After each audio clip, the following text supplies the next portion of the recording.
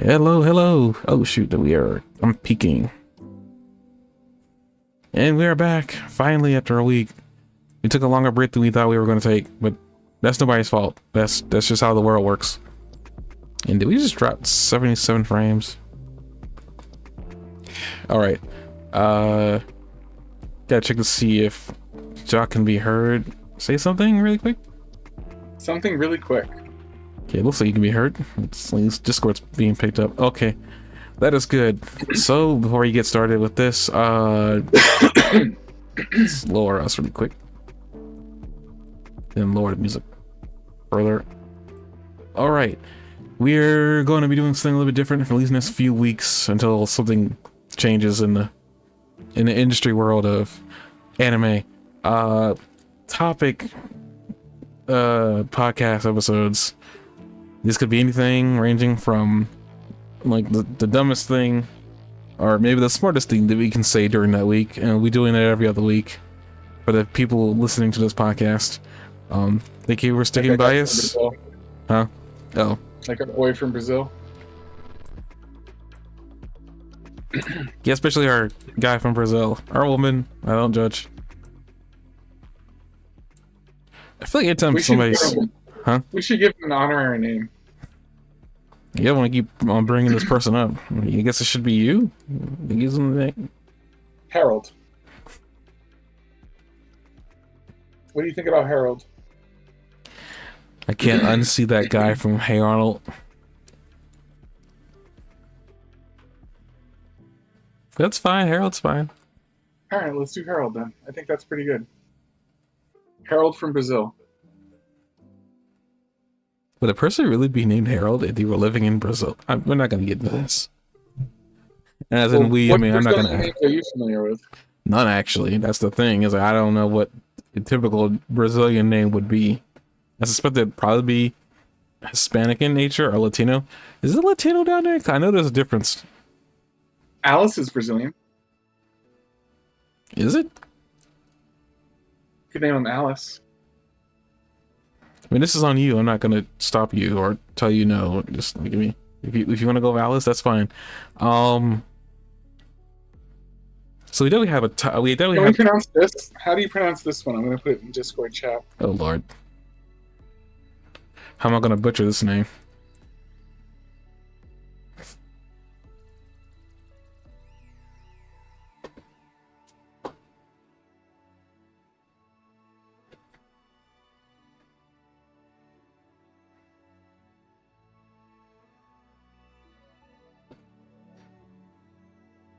I mean, I don't know. I know in many cultures J is pronounced like as like an H. So ho owl. I butchered that. I don't know what I just said. I think I just called it owl the hoe, and I don't know how I feel about that. But, so Alice it is. yeah, Alice works. All right, So remember Alice. Just so I don't say anything else that can be said that can be taken as offensive.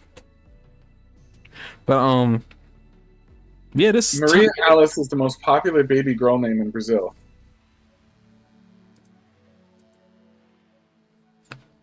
I could definitely see Maria. So okay.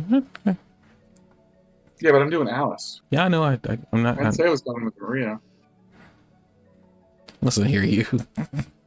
I was just saying I could see. I could see You're trying to Maria. put words in my mouth. No, I'm not. What the heck? You know what? We're gonna just move on. We have a topic which is dreams, but really quick. I know you saw it. I sent you a really random article, proclaiming that Piccolo either is or should be as strong as Goku, and I also followed that up with actually I kind of agree with this statement, at least in the should be. And I only really. I don't say this ironically, and I don't say this in trying to make fun of people who like Piccolo. I actually legitimately believe this because, well, this is how it should have been, not how it is, because we know what's going on right now in Z. I mean, in Dragon Ball universe, but it actually kind of makes sense. Piccolo should be scaling with Goku because Goku and Piccolo fought in the World Tournament in Dragon Ball, and Goku had a hard time again with this is the one thing I will say, that Goku has a history of having really difficult times with some characters that later on become his friends. But Piccolo is actually a good famous argument that no one really brings up, is that Piccolo just about almost won. I mean, granted, it was a tournament and Piccolo was using the World Tournament rules. Yeah. So there's no telling, I guess, what Piccolo could have done if he was allowed to use his full powers. But I'm gonna go on. I'm going with the idea that Piccolo was as strong, or if not stronger, than Goku, because Goku spent time training after he realized the Piccolo Jr. isn't even out there,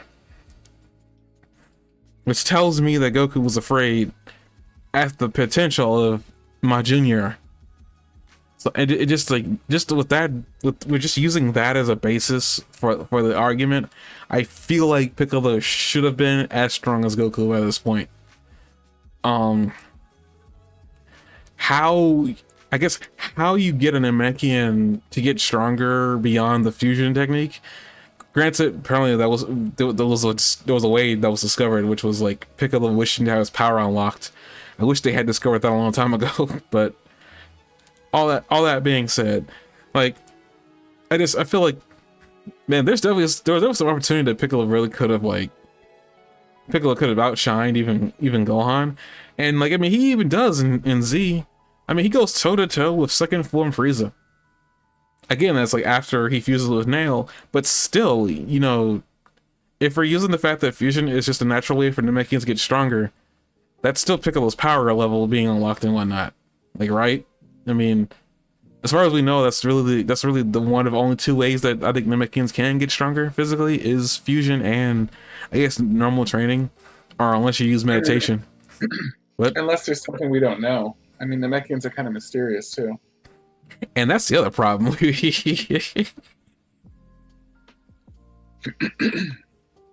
Namekians in general have kind of remained this mysterious creature throughout all of Z, because even like in Dragon Ball specifically, Piccolo was a demon, and then that was retconned, so saying he was actually an alien, and then that was retconned, now he's a demon alien. So along the way, what Piccolo was has changed twice now. Twice now has changed, and on top of that, Piccolo is only a piece of the original Namekian that came to Earth a long time ago. And we all can assume that that one must have been really strong, you know, based off of like how powerful Piccolo was coming out the gate. And I'm talking about King Piccolo. He's not a piece anymore, is he? Huh? He's not a piece anymore.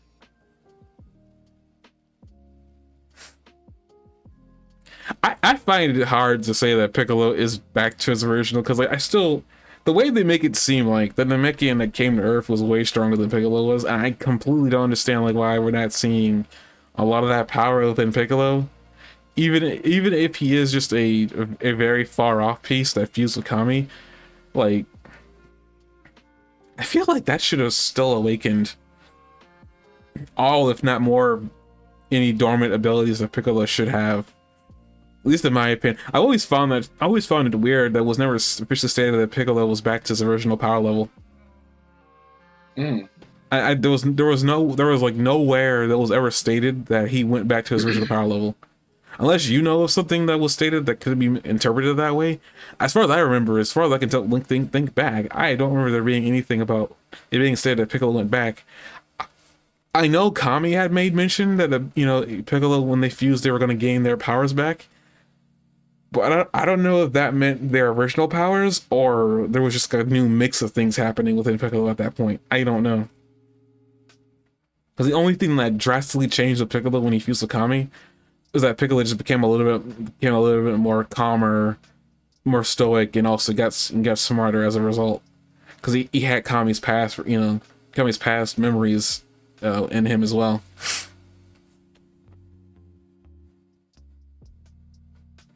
And as far as we know, Kami does not remember the planet Namek that he came from in the Demon Realm. So I mean, there's also that. I'm just saying that I guess there could be an argument made that Piccolo should be on level with Goku and Vegeta by this point. I mean, we don't know what that new form of power that Piccolo's got is actually doing, or what it's like, where its power level will go up. I suspect that it can get stronger because Super Saiyan did the exact same thing when Goku and Vegeta discovered it. They just made it stronger as they trained. So I could only imagine that that form just can get stronger as a result. So if anything, that could just be used by Toritara in the future, to gain more power for Piccolo, and that could fix a lot of issues in terms of like if we're looking at Piccolo from a base standpoint, just not even including Piccolo's clever abilities that he has, but just in general, Piccolo should really have been scaling. Even and here's the thing, he doesn't have to be scaling perfectly with Goku, but because Vegeta isn't. Well, Vegeta wasn't, now he is, but beside the point, Piccolo could still be, scaling with Goku to the point where, he can still be seen as a threat. And Goku doesn't really even care about power levels that much because he still tries to fight people, his friends, even though he's stronger than most of them at this point. And also the same thing can be said about Krillin too, in terms of like, he wouldn't be in the same league of strength as Goku, but I still feel like he could probably be peak Goku if Goku was still human, or higher than that by this point, because again, Goku and Krillin did fight each other, and Krillin did stand toe to toe with him. I granted they were kids, but like the idea is there that they should be as strong as Goku at some points in the show, but it's obvious that they're not. And I don't know if that's the fault of Toriyama, or that's the fault of the character, or whatever's going on there. Also, I want to bring this out. I didn't know this was actually canon or not. You brought up Krillin's nose thing, and if you're wondering if that was ever brought up again in the show, apparently it was. Krillin breathes through his skin. He does not have a nose. He actually has a physical deformity. He breathes through his skin? Yes. His entire skin is a layer that he can breathe oxygen in. He takes in oxygen through his skin. Krillin that doesn't seem human anymore, if I had to be real about it. Like, is Krillin really human? Can he really be considered like the strongest human anymore? It's just like, I don't know if that's a human quality or not. Apparently this has been stated. He can breathe through his skin. I don't know where this was stated. I just happened to read online that actually that was something that apparently was stated. Krillin is capable of breathing through his skin. It's probably not real breathing. It's probably just some like form of like osmosis or whatever like that allows him to take in oxygen. I suspect that's what that is. They just take it as breathing through his skin. Yeah. Like when I read that, I was like, that's not a human quality. What's going on here? Nobody ever talks about it. Like, no one's ever like, hey, Krillin, what's with the nose?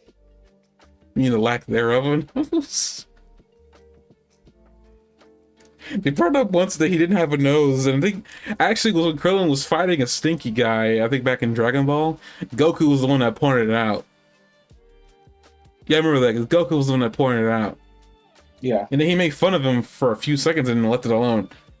And then it was never brought up again. It wasn't like something that was integral to his character, and I feel like maybe it should have been. Mm-hmm. That's why it's like, Krillin was like, over the years, Krillin as a character has interested me in small regards of like, it's kind of cool that they're still trying to use Krillin even if he isn't all that useful. But now, like with that whole idea in Super where, Krillin could still get stronger, and he was like unlocking some of his latent potential again, and like when he was training with Goku in that Mirage Island, whatever the thing that Master Roshi had put Goku and Krillin into to help Krillin snap out of his fear of fighting. Like Krillin unlocked some power there. Like I'm not sure what that power was, but it was enough to at least help him do something in a tournament of power. I mean, again, it wasn't a lot, but again, it's one of those situations like Krillin was Krillin was going toe to toe. I mean, it was early on in their growth in student with their students, but I mean, it's you're digging deep back for this, right? yeah. I mean, this was like Krillin back in as a kid. Yeah, I'm digging pretty far back. That one could probably be just discounted as they were growing up, and Coach Krillin was going to be stronger than Goku, because Krillin was training a lot longer than Goku at that point. But it's just one of those things. It's like you could make an argument. I mean, I guess what I'm saying, you can make an argument for any character. You know, like Tien, for instance. Goku had a hard time with Tien. Like, like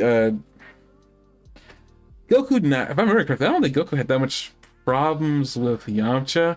The only real reason like I really would like Yamcha to do something more is that to me, Yamcha showed so much potential by being one of the first Z fighters in Dragon Ball to use Ki as an attack. Like, 'cause I think Goku did the Kamehameha before him, but I don't think Goku used the Kamehameha in any meaningful way in the middle of a fight until much later after he learned it.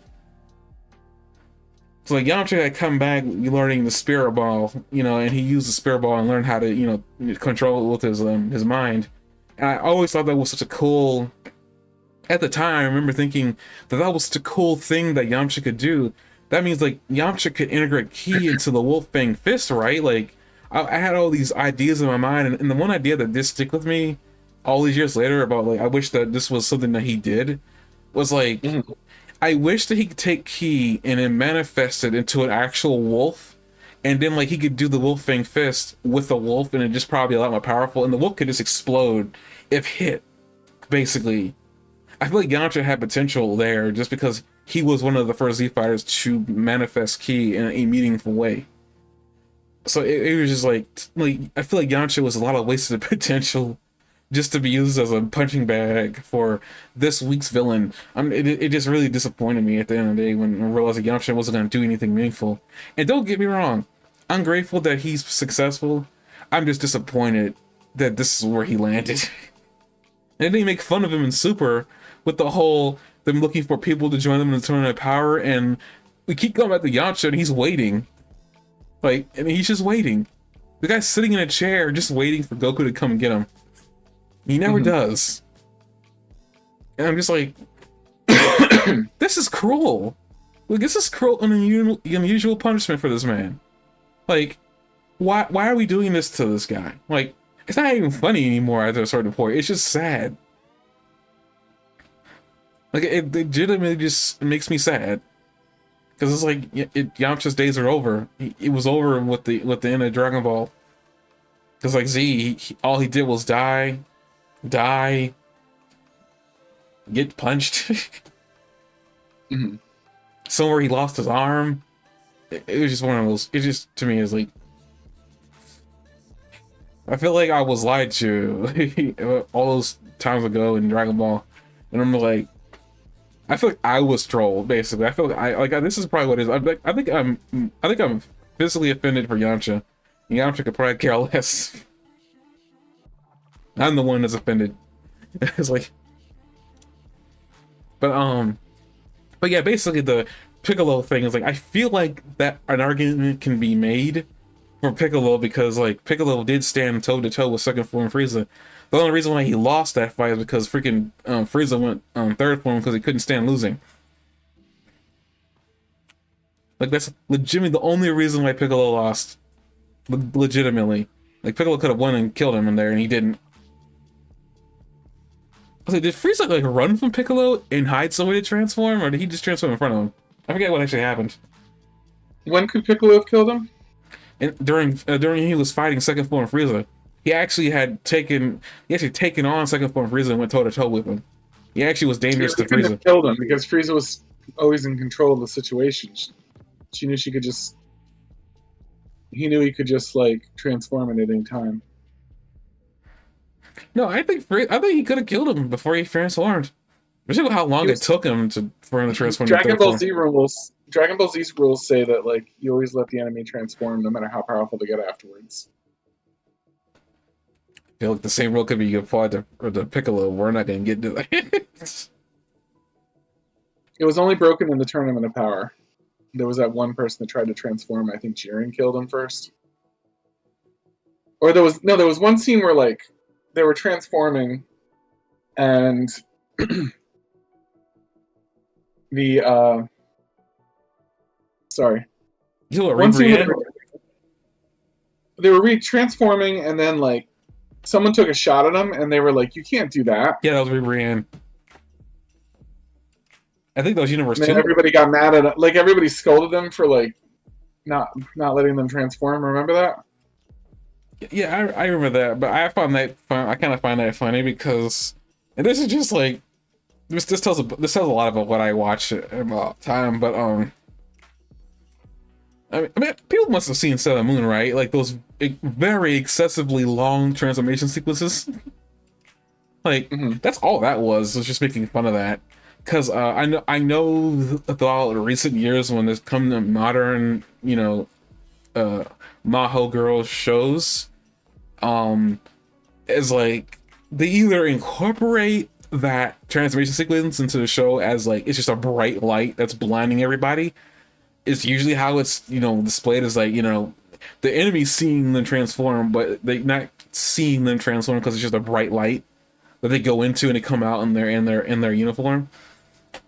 So basically, all that's really what that was, because Universe 2 was really just magical girls every freaking where. But for whatever reason, only Rebrienne came out. I'm surprised that she was like the strongest character in that universe. I'm surprised they didn't have another one. Because like Why? I know She did pretty well. She was one of the top 10 strongest people in that fight. yeah, but mostly in those types of shows, it isn't just like I mean, well, depending on what they're doing with that particular group. But typically, it's not just one who's strong. It's usually all 4 or 5 of them, because each one of them kind of get an episode dedicated to them. It's just kind of funny that Riverand is the one that they focus on. And I will say I'm proud that they didn't go with the whole trope of like she starts out ugly and becomes beautiful. She just stays the same and then she just gets butterfly wings. Yes. Because I was honestly expecting them to do the thing where she just got more beautiful, or in this case, got sexy. But I'm glad they didn't do that. Honestly, the Tournament of Power has a lot of rewatch value, in my opinion. I mean, I haven't really gone back. I've seen clips of Dragon Ball, Super specifically, over the course of like just being on YouTube because like it just shows up, and I see a lot of that dubbed. And I just see some of the funny moments done. I'm like, oh, that's kind of funny that they did that, and that's what happened in the Super anime, in English dub anyway, because I watched it all in Japanese. But I think the Xenos are actually done really well in English, because I think actually I have to remember, I think they sound exactly the same in Japanese. Just that one speaks English and the other one doesn't. But these some particular also Beerus. I think Beerus' English voice is really well done and really well chosen.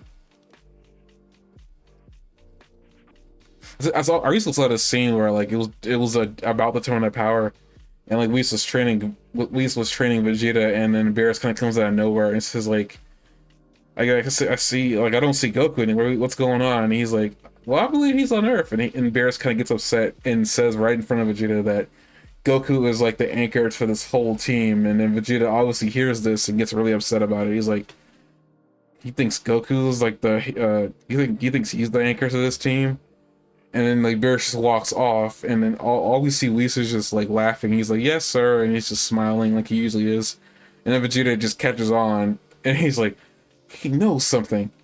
I saw somebody comment that like they're saying Beerus said that on purpose because he wanted Vegeta to train harder. And I was thinking about it, I was like, you know what? That would make sense. I mean, the only person that can get to Vegeta like that will be Goku. And if somebody tells somebody that in front of him that Goku's stronger, he will get upset about it and train harder. Yeah, That's the one thing I will like. Oh, I guess I say this and then we'll go on to dreams. But no, I'm enjoying this. Oh, I guess we can change the title. No, I'm just saying I'm enjoying this. We don't have to move on yet. Okay, but what I will say is like for me, just in general, and I've said this before, and I've said this on multiple occasions that I really have enjoyed Vegeta. throughout the majority of Super, and I actually do mean that wholeheartedly, and it's part of the reason why I keep bringing it up is that Vegeta has really risen to one of my favorite characters to freaking watch. Um, and this is Vegeta? yeah, Vegeta, and this is coming from somebody who hated his guts back in Z. You know, like this is coming from someone who legitimately did not like him as a character when he first showed up. Like over the course of the years, he's just gotten better. He is like people might have gotten tired of the Goku Vegeta archetype, but it works. Like every show does it differently to an extent. Like the bits and pieces are still there, but it's just like the idea of like a character who was spurned on to get stronger by another character. In Vegeta's case is Goku, mainly because Goku beat him and got lucky during their first fight, and has wanted to fight him again every time, every chance he gets. And it's one of the, I really do like it, and it's because of this that Vegeta's gotten to be a better character and gotten more moments to shine. I mean, Vegeta, as much people like to make fun of Goku, Vegeta actually probably is a better father figure in all this. Yeah, probably. Because he literally has been there for his children. He likes his tough love, but He's still been there. He shows his love. I mean, he took Trunks to the amusement park, something that we didn't need to see that he did, but I'm glad that he showed us. yeah. It was that was kind of sweet. And then during the Tournament of Power thing, Vegeta didn't want to leave He was Bulma just alone. keeping his word, though. I don't think when he made the offer, he didn't think that the guy had a chance to hit him. I also think it's kind of bullshit that the kid did manage to hit him. No, I don't think that's BS. I think I will say Trunks probably got lucky there, but I think it's mainly just because Vegeta, Vegeta at first wasn't expecting his son to really be all that strong. And honestly, I don't. The thing about that too, I actually have to say, I actually have a remark about that it has kind of disappointed me with Trunks. What? When they brought in Trunks, when they first brought in Trunks, when Trunks was when you saw future Trunks, it was kind of a cool little oh, they brought a character from the future? Is this how he's gonna be when he gets older? And at first it seemed like that's what they were gonna do. It was like we're gonna see Trunks when he's older right now, so we're gonna get a chance to see what he's gonna be like. Right. Or close to it, or close to what he's gonna be like. And it seems like that's not the course that they went with him. It almost seemed like, I don't want to say Vegeta ruined him, but Vegeta being there gave a course recorrect for Trunks, and Trunks is a lot more cocky than the future Trunks that we get a chance to see. And it's even still the same when we see future Trunks again years later, after he destroys all the androids and he kills Majin Buu. That Trunks is still the same. He hasn't changed at all. Yet the Trunks that we know, the one we got a chance to see in the Buu saga, is still cocky. It's kind of weird to see the different versions of Trunks, and the one that didn't have his father in his childhood and the one that did. Because even the Trunks that we get a chance to see as a teenager now in the manga, he isn't that much different. He's nothing like the Trunks from the future. I'll tell you that much. Not much I can say there about saying anymore. Not that I know anything, because they literally, I think I said everything I know of when I talked about the chapter last week, 2 weeks ago. But you don't think that the young kids are a little bit too broken to make it interesting? I don't think they're broken at all, really. I mean, I still kind of deem Gotenks a failure because he didn't really defeat Majin Buu. And that power up that they got, I only really see that as I'm still very confused at the prerequisites for Gotenks going Super Saiyan 3, because I never truly understood what the two halves needed to do before the fused whole could do anything. Because at first I honestly thought that Gogeta should be able to go Super Saiyan 3 because Goku can, but there has been no canonical showing that he can. So I've always taken it as that Gogeta can't go Super Saiyan 3. Mhm. But then we have Gotenks, and as far as I know, Goten and Trunks can't go Super Saiyan 3. But then I'm starting to hear things that like I think they can go Super Saiyan 3. They just don't do it. Uh, so I don't know. It's because like Goten's going Super Saiyan 3 has always been a really weird thing for me. As I'm like, were they powerful enough to try to go Super Saiyan 3, but it couldn't do it successfully? It was only when they fused and they got the power boost is when they were powerful enough to ascend. But like Uh-huh. I don't know because there's been no actual evidence or nothing's been said to allow me to speculate on that aspect because I always thought Gotenk, and I guess not like in the forebrain, probably in my back in my back brain. I don't know why I call it back brain.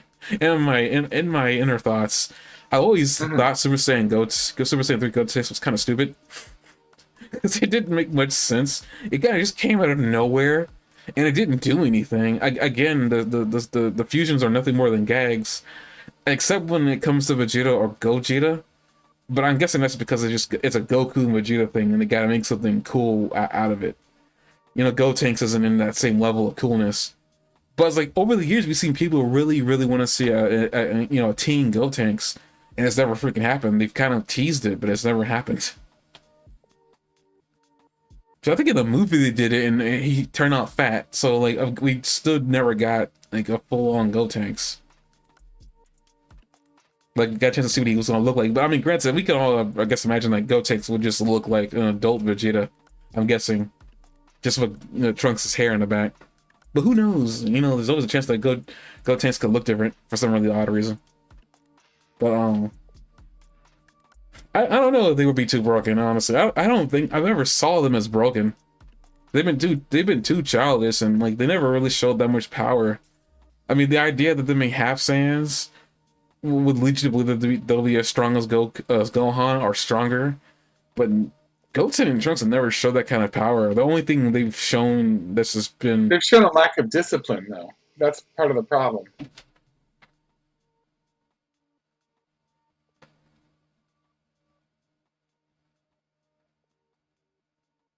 It feels like if they had a little more discipline, they would be more. They'd be much more powerful than they are.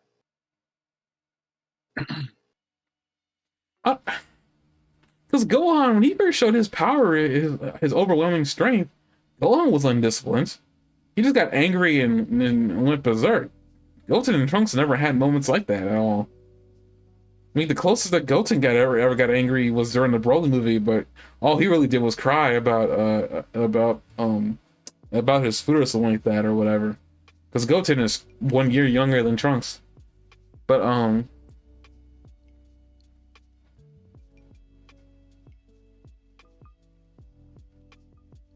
I can see I can see what you mean. Because like when you're going off the aspect of the half Saiyans is supposed to be stronger than their fathers or whatever. But it's like so far Trunks and Goten haven't even shown that in my opinion. Mm-hmm. So like, to me it's like I can't even think that far ahead in that regard of thinking would it be not fun? I don't know. I mean they could go off and have their own adventure and we won't need to necessarily depend on Goku and Vegeta. Because that's another thing too, it's kind of a problem is that right now Goku and Vegeta are kind of like the front line for anything that gets really dangerous. I mean Gohan has kind of started taking up that mantle now and you know Piccolo's there to keep Gohan in training shape now. So like right now Gohan and Piccolo are second troops, second in command basically, who are there in case of Goku and Vegeta are unable to be there. um I mean Goten and Trunks should be the third line or should be the second line using power scaling, but it's like I don't know, it's like to me because I will say I always did think it was strange that Gohan, Goten, and Trunks are all half Saiyan. That is a literal thing that we all know. That they are all half Saiyan. Gohan has shown incredible strength, so I've always assumed that any more half Saiyans like Trunks, for instance, would be on the same level as Gohan. That was my thought process. But at this point, that hasn't been shown at all. There hasn't been one hint Not even Future Trunks from like the timeline split was that strong. Well, they corrected that in Super, but at the time when he was shown, he wasn't that strong. Yeah. So it was one of those things where I was like, I don't understand. I don't understand what the deal is with the half Saiyan thing, because I always interpreted it as half Saiyans just are just outright stronger than their full Saiyan fathers. And I think that was stated at some point. Maybe that was a mistranslation. Maybe that was something that Kira never wanted in the final product, and they did that on their own. I have no idea. But Gohan has shown incredible strength. So I always thought that Goten and Trunks were going to do the exact same thing. At least Trunks, at the very least. But like it was never a thing. And I don't know what that's the fault of. You could say, and I'm guessing you believe it's because they're not disciplined. I can't argue that that's not the reason. But at the same time, I'm finding it difficult because they haven't shown any real hidden talent by this point. Like, if they had shown some itty-bitty hidden talent, maybe. And I guess Super Saiyan 3 could be the closest, but they didn't do that on their own. As far as I know, I don't know if they can go Super Saiyan 3 on their own. I mean, they haven't said it, they haven't said anything, or hinted that they could. So I'm under the assumption that they can't. Because they haven't said otherwise. So I don't know. It's just like, it's really strange. I don't know. They never clarified. It's like, can they do it on their own? If they can do it on their own, that's actually kind of shocking and astounding. Mm-hmm. But they haven't confirmed it or denied it. Though granted, no one's ever asked them directly, but at the same time, you think they would really be trying to, especially with how Trunks is. Trunks would be the first. I feel like Trunks would be the first one to like brag that he can go Super Saiyan 3. Like, am I wrong in that regard? Yeah, Trunks is pretty big on bragging about shit, so I think you're right. So I know they were in their training. I just don't know. I find it hard to believe that they can't go Super Saiyan 3 on. They can go Super Saiyan 3 on their own. I think they can go Super Saiyan 3 on their own. I mean, with the Super Saiyan 3 Gotenks, you would believe that, but I don't know. I don't understand. I don't understand how that works. Basically, do both halves need to be able to do the transformations for the whole to be able to do it? Because I don't think that's likely, because Vegeta and Goku can, when they're fused, they can do techniques that one or the other can't do. Well, that's Like I think those are. that. Well, Final Flash is Vegeta's attack. Right, but that's what I mean. One or the other. They don't need to both do it for the fused version to be able to do it. Well, I mean, the fuse, like, has Gogeta done the Final Flash? I know he's done the final command. I know they've done I was gonna say they've done combinations too, so, or unique, brand new abilities. Though I'm gonna say the final command is not done in the way the Final Flash is done. I believe the charge up is the same, but the way that they handle, at least the way that he handles that, is not the way Vegeta handles Final Flash. That's a Kamehameha. It's like, I understand what you're talking about, but I'm just. Granted, I will say, Gogeta and Vegito have not done Super Saiyan 3. Now, if one of them did, then I would really leave me more confused. Though, with that being said, now that Vegeta can, and we now know that he does in fact have it in his arsenal, theoretically, Vegito and Gogeta can go Super Saiyan 3. But again, they don't do it. It's not a very good technique, though. And then they've got to, if they do it even once, then the anime production has to create a whole new artwork for it and everything else. I guess I wouldn't be upset that Goku and Trunks can do Super Saiyan 3 on their own. I just kind of I would like them to confirm it. At least that way you can't argue against it with other people talking about it, because it's been said in the manga that they can. but there's never any fine print. That would have been something I would have liked to ask like Toriyama if I ever could have asked him anything. Like that's a question that'd be nice to know from him. It's like, can they? I don't know. Toritaro would know the answer to that. Maybe he would. I don't know. I mean, it's whatever they say it is. I guess Toritaro would just be able to say an answer, and that would be the answer. I guess that's true. It's just one of those things. Like I've always kind of had a small issue with Super Saiyan 3 Gotenks, and it's not that it's bad or anything. It's just that it was never stated. I always insinuated that Goten and Trunks, that they just couldn't attain it. I mean, Goku did show them how to do it before he disappeared, so I guess it wouldn't be unreasonable that they were training to do it in the Hyperbolic Time Chamber. Maybe they did it, but they were only able to hold it for too long because their bodies are so small, or they're just so inexperienced at using higher level techniques. So it's possible that maybe that's what went on, and that's why they needed to fuse to make use of Super Saiyan 3. Because I would say like Trunks is the only one so far that I've seen that does have his own attack. Goten can use ki, but he has no real control over it, as he's seen when he used the Kamehameha full power when he shouldn't have. It took like Trunks trying to help him aim it away from the pedestrians. It was like good lord, like I didn't expect that. And like, I guess it's one of those things like you wouldn't have expected that, but at the same time I was like, okay, well, that makes sense.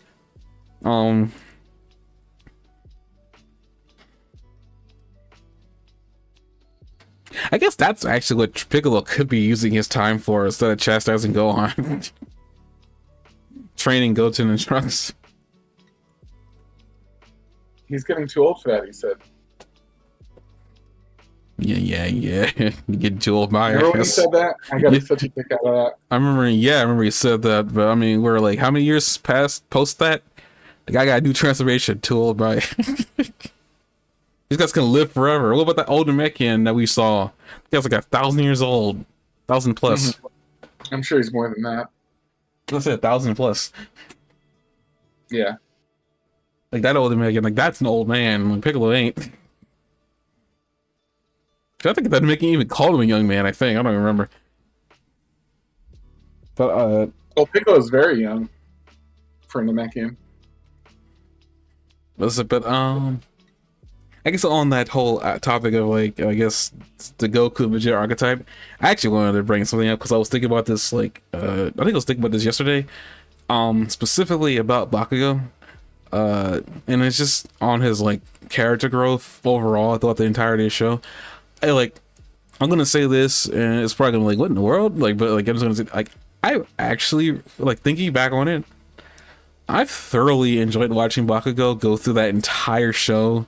From like that punk little kid that had a stick where the sun don't shine and thought he was better than everybody to seeing like the actual like it was. At first I thought it was too quick of a change that Bakugo went through, but no, I think that was the right amount of time that it needed for that change that set in with him to take place. Like where he went from like thinking, Midoriya was out to get him, whatever like that, and he thought Midoriya thought he was better than him, but no, in reality, it was just a complete misunderstanding. Get out of here, bot. If I can like, these bots are getting a lot more.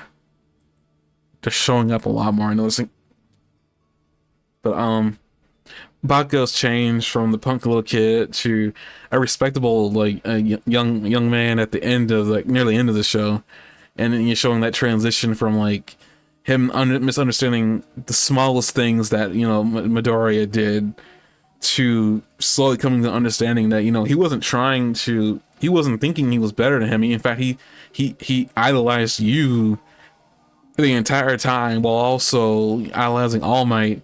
And part of the reason why he made it idolize All Might might have just been because he idolized you so much. He wanted to talk to you and be your friend, and you mistook that as thinking he was better than you somehow. I don't know how that happened, but I guess kid things, and it's like it was such an interesting walk. And then you see, Bakugo break down after he blames himself for what happened with All Might, even though we know as the audience it was going to happen to him anyway. But seeing that Bakugo took that hard, and reminding you that he is just a kid, and falling from that, him understanding, like, I guess where his mind is, where his feelings are, what he was feeling by everybody else, and then coming to the ultimate conclusion that Bakugo respects just about everybody, like that shows that they can be a hero, and he respects their own ways of doing it. Like he shown that he has respect for Araka much earlier on. I think he showed that he has some respect for Sue. I'm not sure where he showed that, but I think he did. Like even working with people that he probably wouldn't have worked with. I mean, like Kirishima, that was like an interesting friendship that they had that just started out of nowhere, and I thoroughly enjoyed that. And because of that, Kirishima started getting better thanks to Bakugo. So Bakugo being able to inspire people in his own really weird way. Like, it's like that I don't enjoy Midori. I think I just enjoyed Bakugo's transition much better and like much more enjoyable throughout the course of the show, because it was like, at first I thought he was just gonna be this like one-off character that usually just show you that he thinks he's better than he really is, but then we see that he actually is as good as he thinks and might be better, and we see that later on too, that he is actually much better, to the point where like basically he has a second awakening and his quirk just starts exploding from his entire body. I think we made a joke about that during the podcast. I was like, I think I enjoyed this version of the Goku Vegeta archetype a lot more than I've enjoyed other versions of it. Like, I think you can probably tell with the way I make fun of the Ayoshi and Kenshin thing back in the Rurouni Kenshin shows. Like, I kind of like chastise that a little bit more than I do for the Bakugo and Midoriya thing. But I just want to say, like, I enjoy these types of archetypes. Like work if they're done in a good way. They shouldn't be overdone, I'll say that much, but like if they can be done and they can be done in a really good and enjoyable way, I like to see it, basically. Is all I'm saying. That makes sense. Like, I don't know how you feel about it, because I mean, yeah, we see this archetype a lot, but yeah.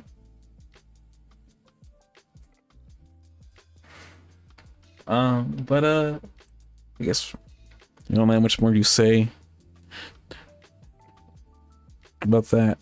You brought up dreams last week. I knew we were talking about dreams, but I completely forgot what we were on when we brought up dreams last week. We were just talking. You were telling me about a dream that you had.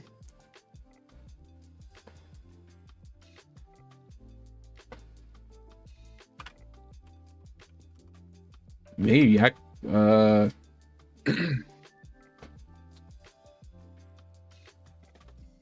think it was, but it wasn't really much. It was just like I remember sometimes my dreams end up like where I wake up in the middle of the dream and I'm in the like at least one of those, like I was outside the house and like I was just walking. I remember I had to go pick my sister up for some really strange reason. All I really know is I turned the corner. I was in DC, and then like I didn't realize what was going on because everything seemed normal to me at that time. I think I walked through DC for a few minutes, and then I somehow ended up back at home, not knowing how I got there. And I'm looking down this straightaway, and I just remember seeing a kid get up, but as soon as the kid got up, he turned into a dog and it ran at me. In your dream? Yeah, in my dream, and I woke up. But that was a long time ago. I forgot when I even had that dream. I sure hope I don't have it again. Yeah, I had some really wild, nonsensical dreams. I don't think I can remember them all. I think that one just stuck out to me because I think it traumatized me enough. I take melatonin, and I have like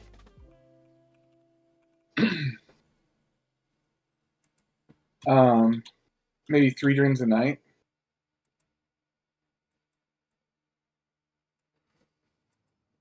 And it's like, I don't know, every single one of them is very like interesting, and usually I wake up thinking like, oh, that was a cool dream, and then I think about how much I have to pee, and by the time I go to the bathroom I've forgotten the dream.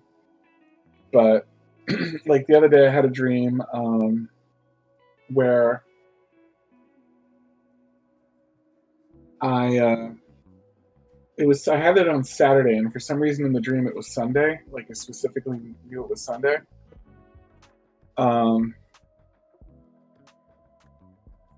and a friend came over and said she had nothing to do with that day, so she took a chance that we might welcome her over for a visit. And we were like, and I was asleep, and I woke up to come out and see her, and I was like, yeah, sure. You know what I mean? Like, it was kind of unexpected, but it wasn't that big of a deal. And then over the course of the dream, just more, and I didn't know anybody in the dream, but over the course of the dream, just more and more people started showing up for like the dream, like for the, like until it was turned into a pretty big party. And Jesse and I went down to our freezer and we pulled stuff out of our freezer because we usually have something frozen in the freezer that we heat up. So we pulled stuff down from the freezer and like we're serving dinner to everybody and all that stuff. And I don't know, it was an interesting dream. And then randomly at the end of the dream, I saw my cat that died a couple years ago in the dream just sitting on the table. And I came over and cuddled with the cat. And then I looked over at Jesse and I said, do you know what this means? Like, because like in the dream, I knew that the cat was supposed to be there. And I was like thinking this is like some sort of miracle or like, you know, this is a really strange day. And I'm like, and then she looked at me like she wasn't sure she understood. And I went, do you know what this means? And then like I woke up.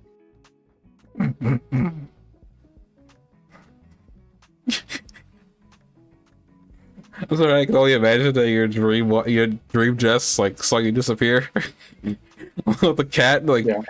Jock, where'd you go? I have a lot of dreams where my cat like one or another of my cats visit me in my dreams. Very often a cat that's passed away. Do you think that like the cat really visits me, or do you think it's just my imagination? I think it's just your brain, you know, working through not trauma, but you know, working through your sadness. It's just I think your brain knows that your cat brings you comfort. So like in your dream, that allows you to just, you know, be there and in that moment. Yeah, maybe, I don't know. But my cat Ollie, the one I'm really close with, he ends up in my dreams all the time. And I don't know what that's all about, but like he's in a lot of my dreams. And he just like usually I find him in my dream, like I'll be in a dream and then he'll just kind of show up at some point. And I will the dream will then become about protecting him and making sure he gets home okay. You know what I mean? Because I'm not like sure what to do about the fact that he just shows up in my dream. Jeez, how many of these dreams have you had where this happens? With my cat? With Ollie specifically? Yeah. I don't know, a lot. Maybe 9 times. Maybe it's because Ollie's he's on your mind all the time, possibly. Well, it might be that he's in the room. You know what I mean? Like he might curl up with me and then he starts becoming part of the dream because he's curled up next to me. He's the only cat that curls up next to me, but I do have dreams with the other cats where they show up too.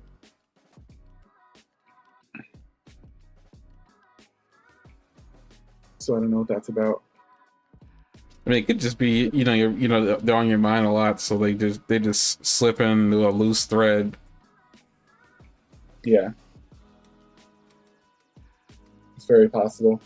But I've done reading about people that have like arranged to meet each other in dreams and actually met each other in dreams. Like I've read books about like how that's a thing that's happened where people say like, before we go to sleep tonight, let's think about this and see if we can end up there, and like let's see if we both end up there and like meet each other in the dream. And then had it actually work where like the people actually do turn up in the dream one way or the other. So I tried to do that in high school once, where me and two other people, well, me and like four other people or five other people, all decided we would try it. Um, and three of the five people forgot to try it. Like, by the time they went to bed, they just forgotten all about it. And me and one other person both remembered. And I dreamt that I was in the school. We decided we were going to meet at the school. I dreamt I was in the school building and the lights were dark, and I kept walking around the hallway looking for everybody else, and I couldn't find them. And my friend that also did it dreamt that they came up to the door. It was nighttime, and they came up to the door and tried to get in, but the door was locked. So I ended up dreaming myself into the building, and he ended up dreaming himself outside of the building. So we didn't end up seeing each other in the dream, but I always thought that was super interesting. Like, I wonder if we had dreamt ourselves in the same place or not, if it would have worked. Did this person did they not say if they saw you wandering around, or? I mean, they said they went up and they tried to get in, and the door was locked, and they kind of like went home after that. So the chance of them being at the door at the same time that the chance of them being specifically at the door at the exact same time that like I was walking past in the hallway, you know what I mean? They could see me through the glass doors, is pretty low. But I still think it's interesting.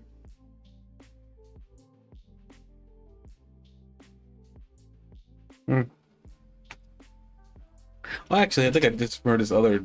This is kind of like a sad dream, and kind of makes me sad just thinking about it. But I don't know what provoked this dream, but it like basically I was in a dream and I found myself I basically found myself at a funeral. Okay. And what was particularly peculiar about this funeral was that I was there with my sister, but both my parents were dead. Oh no. And I remember this feeling of really like a lot of sadness, and trying to process that this is happening, and that what's gonna happen now. And I remember, I don't remember too much about like what led to me waking up, but I do know I woke up like probably almost a few minutes into dreaming this was happening. And when I woke up, I think I told you this, I woke up, or I told someone else this, but I woke up, and what was the most confounding thing about this was when I woke up, I still thought they were dead. I actually had to I think I was actually kind of tearing up and crying a little bit, but I had to like think that, wait, that was a dream, they're still alive. I was even able to check that the door was still closed, which just signifies they're asleep. And I had to like really convince myself that they were alive and fine. Like, I don't know what, like, first of all possessed me to get that dream, and then what possessed me to wake up and still think and be in that mindset. It's like one of the weirdest and creepiest one of the weirdest things I've ever experienced, where I think I only had maybe a couple times in my life where I woke up from a dream and I couldn't determine fact from fiction. And that was one of the times, and it was a very strong one, a little serious. I thought they were actually dead, and I don't know why. Like, somewhere along the lines, my mind got tripped up. And when I was waking up, and I still thought that they were actually passed. I was just waking up in bed for some reason. Maybe I had woken up from a sleep. It was like one of the weirdest feelings of my life, and I managed to get myself to realize that they were alive still. But it was one of the weirdest situations, waking up in the middle of the night and thinking that they were gone. It was almost like one of those, it's like one of those things, you never get a chance to tell them how much you love them, whatnot. But a lot of people like to say you should tell them now, but like, we're not gonna do that. It's like too much of an emotional like, you let down a lot of walls to let people know how you feel, and usually you do that, you might get hurt back. But we're not gonna get into that. But yeah, it was a very interesting situation that I found myself in waking up in the middle of the night. I remember that, and I'm like, man, that was. And I think back to like, this is actually gonna happen where I wake up in the middle of the night and they're not here. You know, like it's something, and I realized that something's gonna happen. So it was more like not even a premonition. It was just like I guess my mind preparing me for the feeling, which is kind of strange. Don't know when my mind did that to me. Darn you, brain. But yeah, like I don't know. I haven't had that happen since, thankfully. But I was like, it was one of those. It was a scary thing. Like I can't believe that I was able to, trick myself into doing that. But I guess it's like I guess the dream state and the wake state are two different states of being, and there's there's no telling what's going on in there. I think it's part of the reason why the brain is such a confounding part of the human anatomy. I think we understand we understand every other part of our body, but we understand our brain the least. I think is how it is.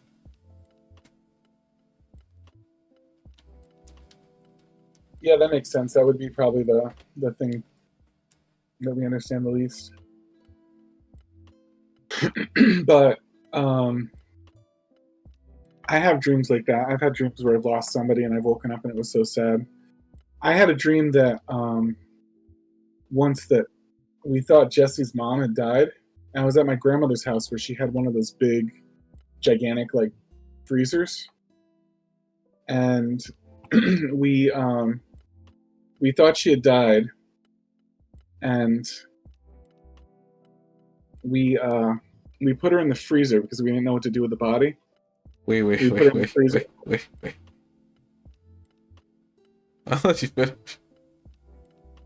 What? So, no, I have to ask a question because like the events are questionable.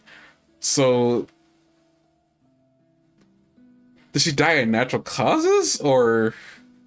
Yeah, I think in the dream she died of natural causes. I don't think there was anything, but like we didn't know what to do with her, and for some reason, like calling like the people you would call like never crossed our minds. So we were just like the dilemma was what to do with this body while we figure out what to do next. And we were like, well, we got to preserve it, I guess.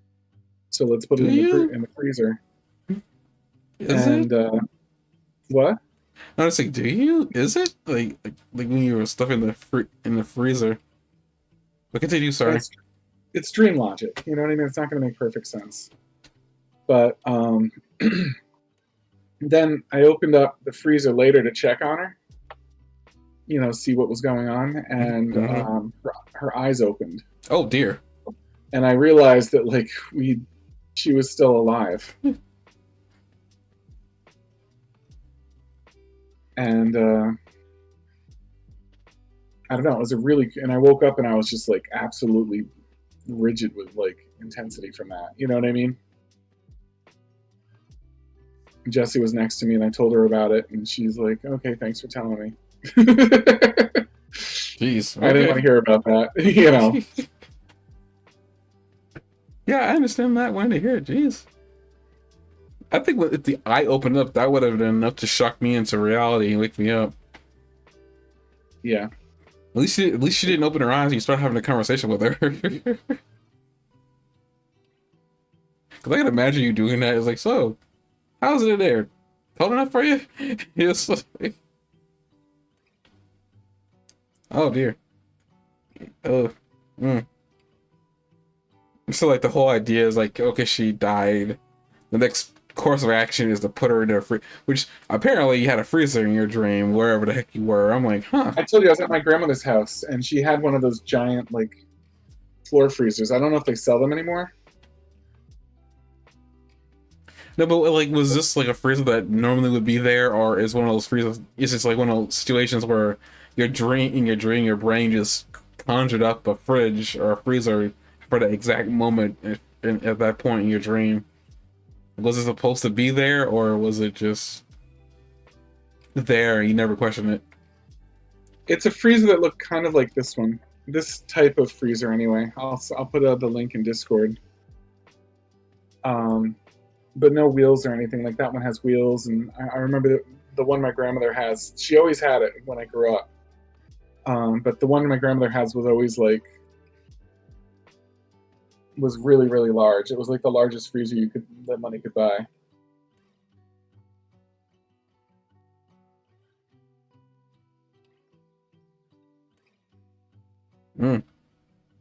It's those You see what I mean now? It's those Like one of those freezers kind that of in Cyberpunk that you throw bodies into. Yep. yeah, like a freezer that you could feasibly fit like a body into.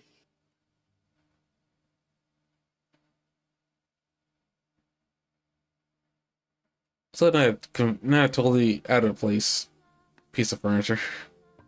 Yeah, and it's the most coffin-like thing we owned in the house at the time. You know. Jesus. Okay. You know what I mean, though. Like that's not inappropriate. And lots of stuff. Never die in front of chalk. You might stuff you into a freezer. Huh? That is another stuff. Never die in front of chalk. You might stuff you in a freezer. Oh yeah. Well, maybe.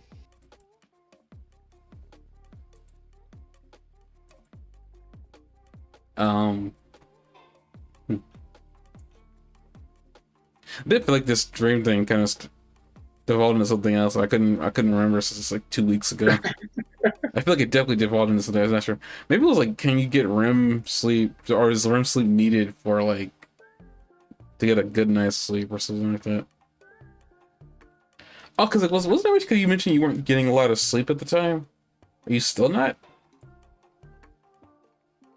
If you don't talk about it here, do you not talk about it here? I just thought I'd just ask.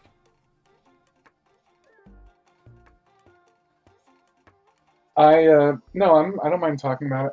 I get sort of like an okay amount of sleep now. I'm tired all the time, so like I have to. I feel like I'm constantly exhausted. So I don't think it's from a lack of sleep. I think it's from something else.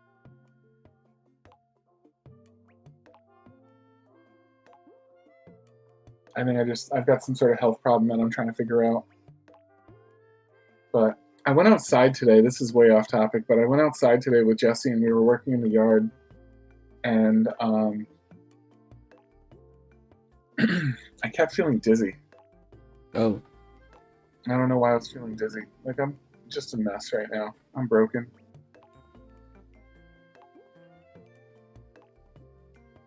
Need some glue, super glue, flex tape, duct tape. Yeah. So you don't think, just to go back for a minute, you don't think that like I could meet my cats in my dreams or anything, or like meet someone that's deceased or anything like that in my dream, or meet like my classmates when I was in high school in a dream? You don't think those kind of things are possible? I don't really know what I believe. I mean that's probably the most like lame answer I can give, but like that's truly what, like, I don't know what I believe in that regard, because I've never done that.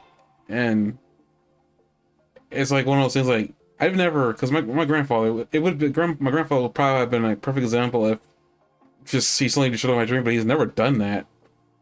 And it's like, I don't know whether that's because I'm not thinking about him, and like I don't know how I would feel if it were to actually happen to me. And it'd be one of those, like, I don't know what to say or how I would react in that instance. I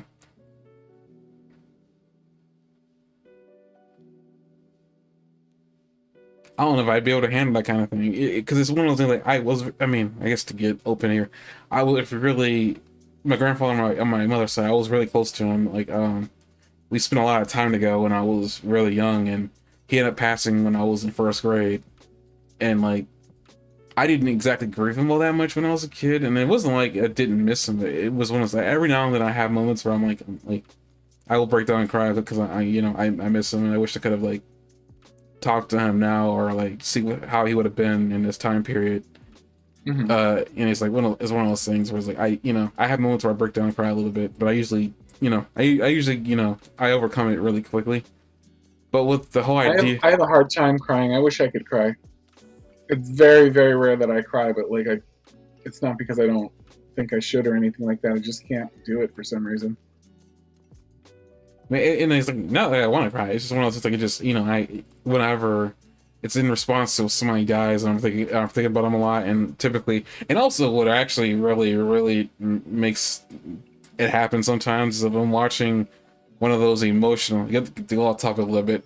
Watching those videos that are made to make you cry when something emotional happening, like somebody's father who's in the military comes home to surprise their kid or wife or whatever, those types of videos. I've seen those and I watch them sometimes.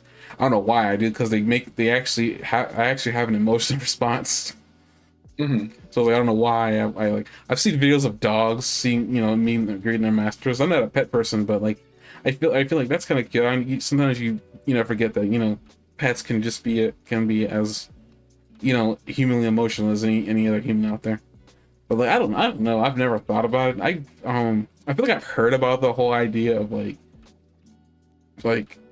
not sleepwalking, but like having out of body experiences and meeting people in this realm. And I feel like a lot of people, there's like something you gotta do sleepwise to make yourself be able to do that, or even close to lucid dreaming. Mm-hmm. I think a lot of that's dangerous, apparently, from what I understand, or is like not to be attempted lightly. But I mean, would it be cool to do that kind of thing? I mean, I guess depending on who I would like, who in the world would like I would meet in dream, like in a dream scenario like that. Like it is like I don't know. Like I never desired to do that. I guess is my biggest thing. Is like I never had that thought process. But like, I wonder if I could do that, and and I won't be attempting it at any point because I don't really have a keen interest in doing that. But Mm-hmm. I will say people who want to do that kind of fascinate me because like I wonder why you would want to do that. Now, as for like, I want to believe this is like I mean, I was like to give it a chance. I want to believe that can happen because like, as you're saying for you, like your pets suddenly showing up in your dream and you weren't expecting it, probably is like the most heartwarming moment of like of a dream for you. It's like you get to see them again, even if it's only temporary. Mm-hmm. And it's like sometimes it helps you process things. And it's like I think like since we sleep to process information that we see throughout the day anyway. Uh-huh. Like a pet death, for instance, I don't think you could process that in the middle of the pet death. So like having them pop up in your dreams years later, I think that's kind of cool. Like I don't have a pet, so I don't have that kind of connection to for like an animal to have it happen to me. But Yeah. maybe in the future. It's never happened with like people really. Like I've had dreams with people in them, but I've never had a dream with people in them where I felt like it was actually the person. You know what I mean? Like it's just like, oh, that was like somebody I dreamed about. But like when I've had a pet in my dream, like it's felt like it really was the pet. So part of it's probably just your brain helping you work through your emotions. But I mean, could it be a pet actually? I Mm-hmm. mean, I have two stances on that. One is like that's kind of creepy, but at the same time, it's like I understand why you would want that and why you would desire that. Because like I mean, Yeah. that pet more than likely was with you for all its life. So Mm-hmm. like you are comfortable on that pet. That pet's comfortable on you. Like I've heard sometimes people who do have the habits of after the pet's death, they like I mean it helps them it helps them grieve and it helps them get over the pet's death faster. Because Yeah. like I don't know like because it kind of gets on the whole idea: do pets have spirits like animals do? 'Cause, I mean, if we believe they don't really have the ability to, they don't have consciousness. I don't know. We could really argue that. I'm not gonna get into that. I'm not gonna get into that. That's a that's a Do topic pets I have consciousness? Is that that's a what you were saying? huh? You're saying do pets have consciousness? Like animals in general like don't have consciousness. I think it's like the idea that they're capable of making like decisions like a human can. Isn't it? I think it said they can't like they're like it's really mostly instinct that they rely on. They don't rely on like conscious decision making. I don't think that's true. Maybe not for all animals, but I know some animals you said this. That's for sure. I mean, I think an argument Oh can be yeah, made. there's scientists and stuff that say that kind of thing, but I just like I remember one book I read on animal intelligence that said that their proof that cats didn't have intelligence is that they set up a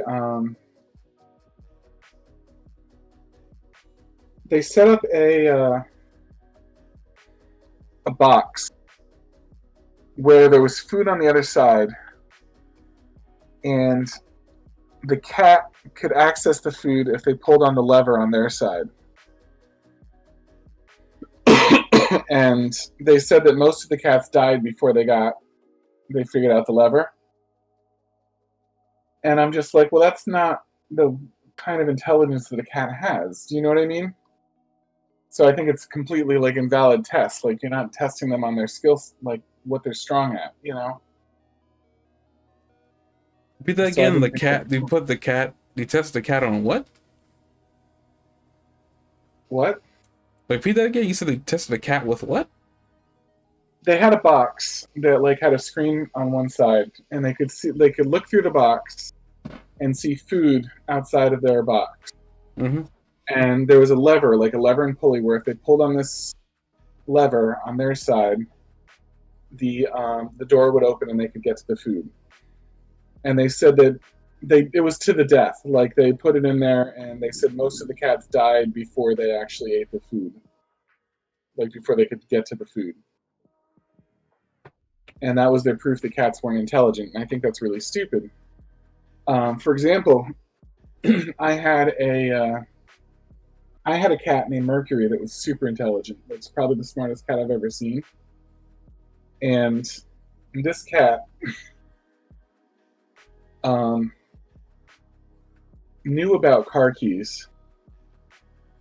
And he would wait by the back sliding glass door where my grandparents hung their car keys. Mm-hmm. And he would wait for them to reach over and pick up their car keys. And once he did that, he would book. Like, he'd turn around and he'd run as fast as he could around the house.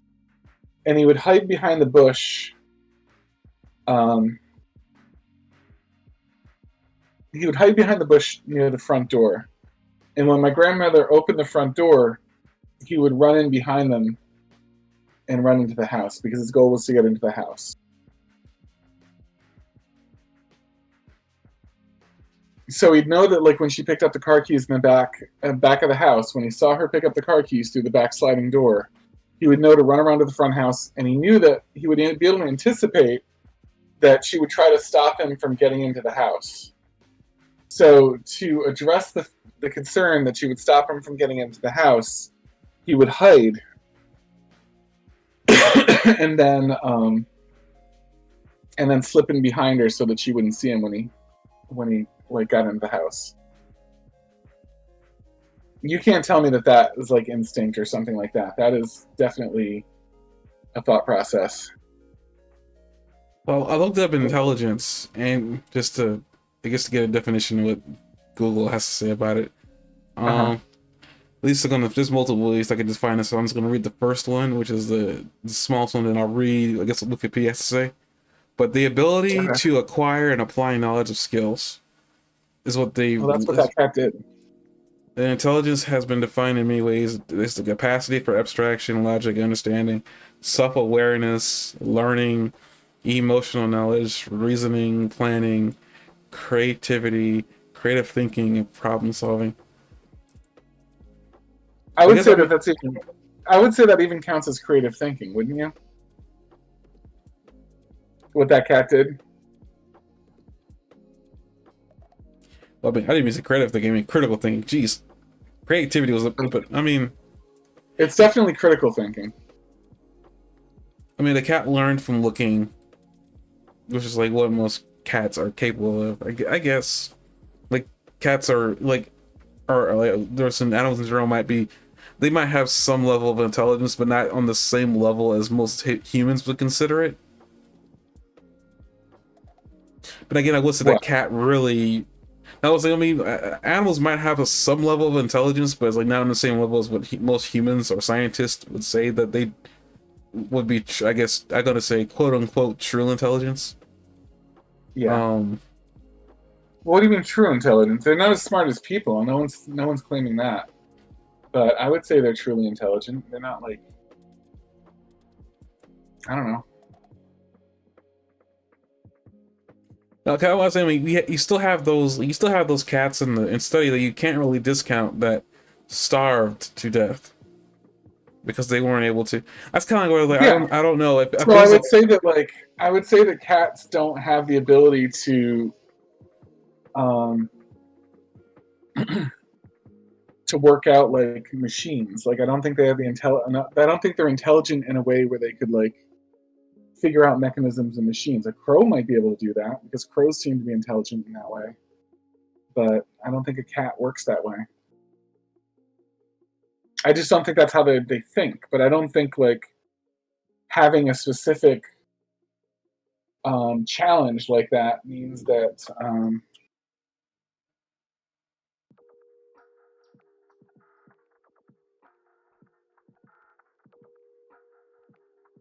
sorry. I don't think that I don't think having a challenge in a specific area is the same thing as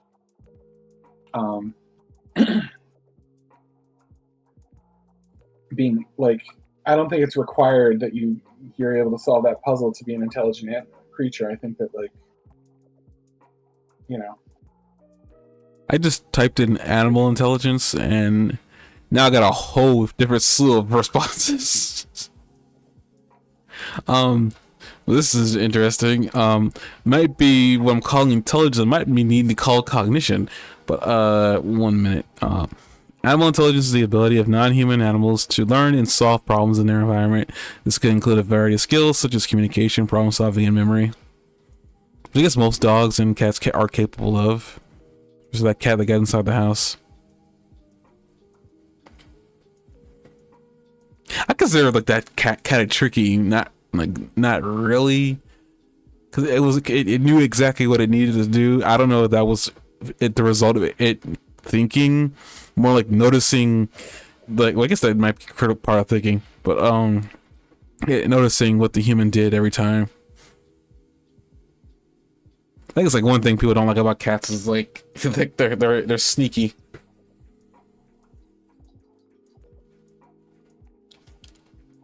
Yeah.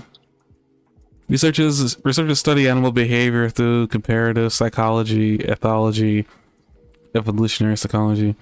They observe animals in the wild and perform experiments to understand how they learn and solve problems.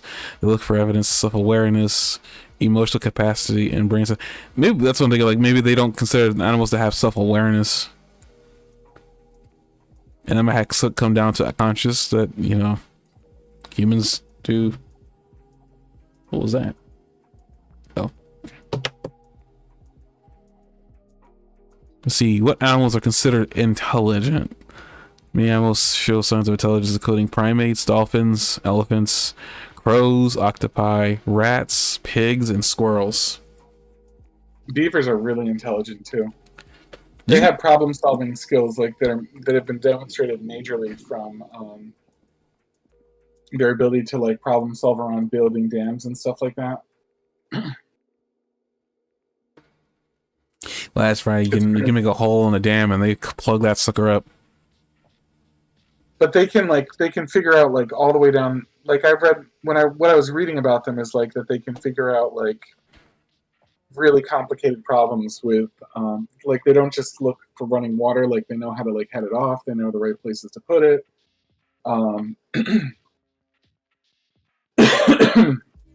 They talk about the challenges that like when they're trying to like drain a pond, you know what I mean, and have like a pond drainage system so they can put a road through the middle and stuff like that. And beaver dams are like a thing, like how challenging it is to sort of trick the beavers into letting them have that without the beavers like screwing it up entirely. Aren't beaver dams supposed to be like? I mean, it's kind of how they learned how to dam up a water like water anyway. Was the fact that like I think their dams are like interconnected in a way where they're not just sticks put in they're not just wood put into a hole. Like they're actually like really intricate. Like where like it's a very complex process to build that thing, which is why it takes them so long to do it in the first place.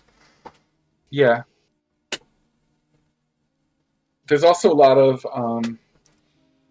contention that like certain birds are really intelligent too, and they can mess with people kind of. Like birds that can do mimicry, like can really mess with people sometimes, and it seems like it's on purpose. I know. I mean, there are birds that you're not supposed to mess with because, like, part of like the whole thing is like they're capable of memory. You brought up crow before, like I think crows and the birds specifically in the crow family, I just don't want to mess with it because it's like one thing I will say I've learned over the course of me living for nearly 30 plus years is birds can be mean, and it's not even just down to a bird attacking you. Birds like pretty much crap in the air on things that hit when light hits them, and that's a response that I think they just developed as a response to being mad. Something getting in their way or whatever like that. Birds poop on your car because like a light hit them in a really unfortunate way. And that's just a response to it. But like crows in general and the crow family, like I think like I'm not sure if it's robins or something like that. I know there's some other birds you probably wouldn't think are in the crow family, but they are, and they're really intelligent. I just don't want to, because like you mess with them and then they will remember you, and it's like bird. Apparently, not all birds are capable of long-term memory, but there are some birds that are capable of it. I never considered birds that are capable of mimicry being intelligent, but I guess that would actually be correct that they would be intelligent, wouldn't they? Because not all birds possess a voice box. Not saying like when a bird, like at first I wouldn't have thought of a parrot being intelligent, but because it's capable of mimicking human speech, and they do actually mimic human speech, it's how they were first found in the first place. They wouldn't be capable of some sort of deception.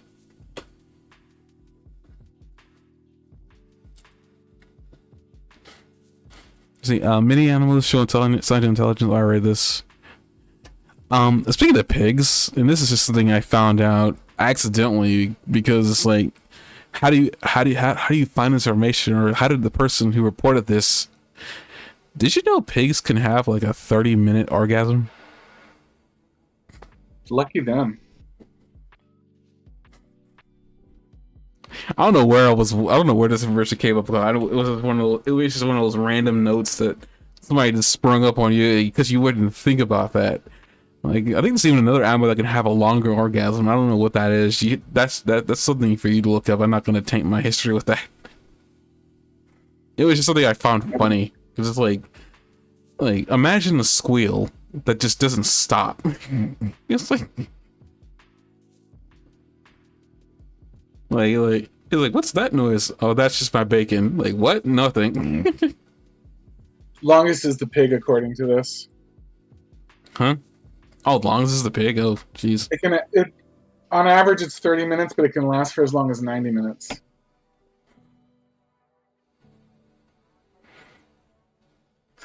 That is like, that's insane. I'm sorry. It's like, after you reach climax, you can have 30 minutes to 90 minutes of an orgasm. Be careful. Like, if I was a pig, I would not want to procreate at all in my life. There's no telling, like, how long you would be experiencing euphoria before it would end. And on top of that, there are disorders that are linked to that kind of thing, that people just have them continuously, and eventually, because it's a muscle, they strain it and it becomes painful.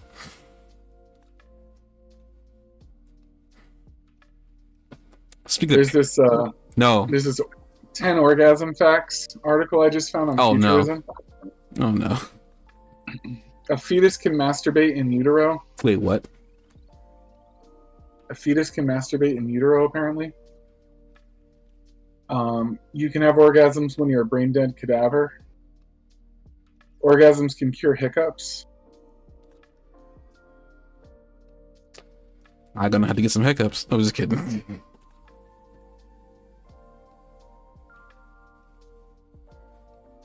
The other ones aren't so interesting, but I think those are pretty interesting.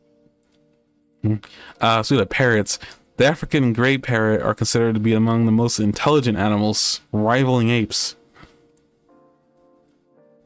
African gray parrots are the most intelligent after apes, or beating apes. They are among the most intelligent, rivaling apes. That's pretty cool. I never heard of an African gray parrot. Now I'm going to see this, and this is going to be a... I was expecting a giant bird, but no, it's no bigger than a cockatoo.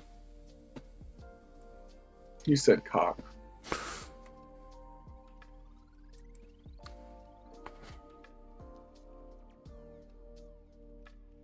All right, we had someone stop by at one point, huh? Yeah, I don't know where Rye is. I think he tried to use something that I didn't have set up, and I thought I set that up, but I guess I didn't. 5 surprising facts about the African gray parrots. I guess we can end on this. Yeah. Let's see here. See, African gray parrots are very smart. These parrots are among the most intelligent animals. Fully grown African grays have shown in some research samples to have the same intelligence level as a toddler. We just found they can identify, request, refuse, categorize, and quantify more than 80 different objects and respond to questions concerning concepts of color and shape. That is kind of scary. It's cool, but it's kind of scary. In a natural habitat, African greys can travel up to 10 kilometers a day. No domestic setting can match flying free through the luscious African forest. They are monogamous. This species of parrot is monogamous, which means they only mate with one companion at a time. In nature, they also display behaviors such as biparental care. Both parents look after their little chicks and show altruistic behaviors such as grooming each other and regurgitating food to feed others. A bit gross, but it's a sweet gesture. So, I know there are not that many birds that are monogamous, but that's interesting. I'm sure there's tons of birds and tons of animals in general that are monogamous. They have busy social lives. Wild African gray parrots are highly social and nest in large groups, containing thousands of individuals comprising of small family groups. This species manages complex social relationships and cooperate with other members of the group. When kept as pets, their need for social interaction isn't met, so the birds often get stressed and display self-harming behavior, like ripping out their own feathers. Oh God. Well, that's one thing. So you should not domesticate these birds then. I didn't know coyotes were monogamous. I mean, it makes sense. I mean, I don't think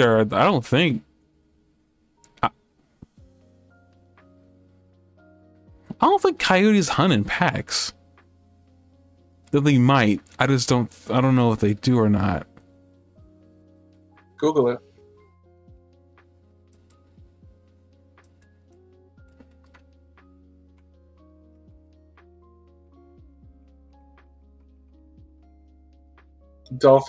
Some dolphin species are monogamous. That makes sense to me. No, I heard that. Though I also heard, I know a lot of people have heard this too, that dolphins will try to rape female humans, and apparently there's been reported cases of this happening. Female humans? Yes, like the male dolphins will make advances. I think there's even a video of a dolphin trying. It's I think it's rare, but in some certain cases, I think if you encounter a male dolphin in heat, they will attempt to try to have intercourse. I think the same thing can be said about the female ones. I don't really know though. I couldn't say that. I know I read somewhere that male dolphins have tried to mate with human females. That's crazy. Just one more thing human females have to worry about, huh? Not going there. Not going there. Coyotes do not typically hunt in packs. Huh. Okay.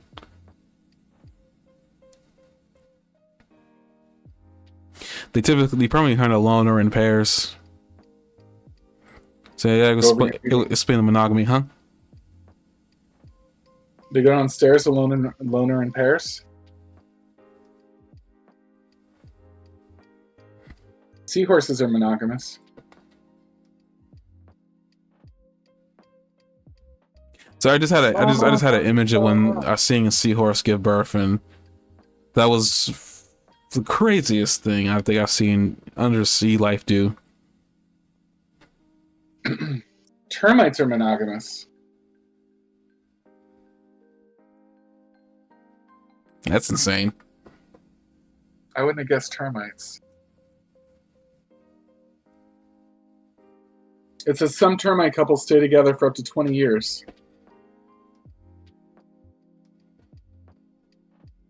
Good for the termites. Mantis shrimp are monogamous.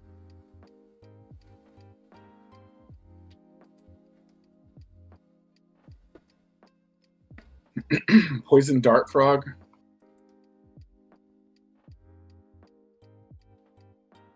That's pretty fun.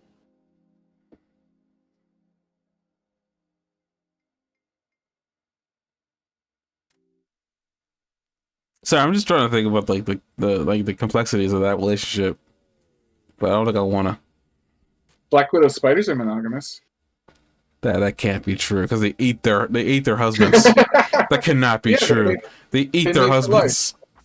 They mate for life. Just because the husband dies the second they get together doesn't mean they didn't mate for life. Tell that to the husband. Hmm? Tell that to the husband. He didn't get a chance to do much after they mated. It's like the praying mantis.